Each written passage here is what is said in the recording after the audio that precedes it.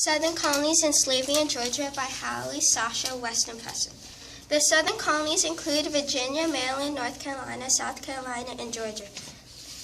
There is a warm climate with rich soil in the south. This allows for long growing seasons. This area includes plantations, which are big farms.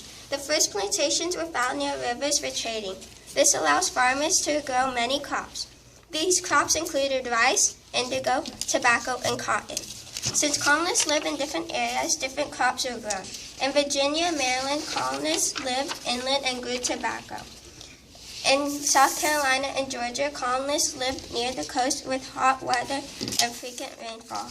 They were able to grow rice and indigo. Plantation agriculture depends on workers to work long hours in the heat. For this reason, some plantation owners found it acceptable to purchase slaves. The use of slaves allowed for more crops to grow. As there were more crops, more was available for trading. These trades helped plantation owners to earn more money, to expand their plantation, and try to buy more slaves.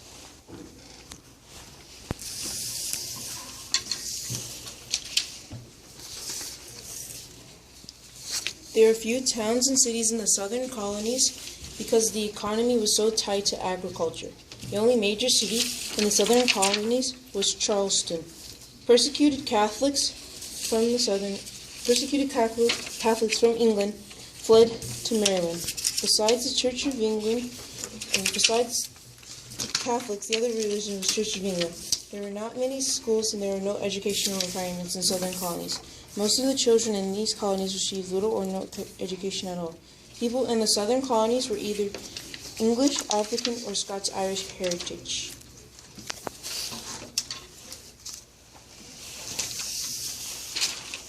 The trustees opposed the malcontents' petition for slavery, hoping to maintain hopes for a model colony, but it didn't seem to matter. Often, planters found loopholes in the trustees' laws, allowing them to rent slaves from the colonies to the north or sneak them across some of the colony's borders.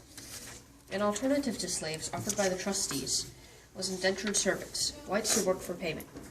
Indentured servants had much lighter regulations than slaves, which was one of the reasons they were permitted.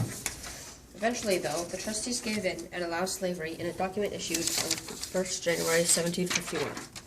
By 1773, there were 50,000 black slaves in the colony, nearly equaling Georgia's 18,000 whites.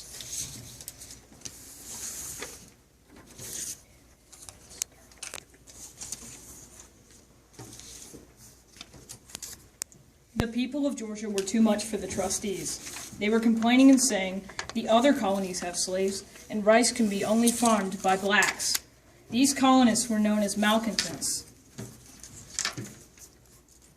Slavery was finally allowed. People who had protested against slavery even had slaves. The Salzburgers had slaves. These slaves would usually work from 4:45 a.m. to 7 p.m. These slaves usually had to pick around 200 pounds of cotton a day. Church and religion were big parts of slaves' lives. Later on, most of the slaves became Baptists. The first slaves had their black church opened in Savannah in 1773. Soon, slave codes were made law that children of slaves became slaves. Slaves could not leave city limits if not with their owner.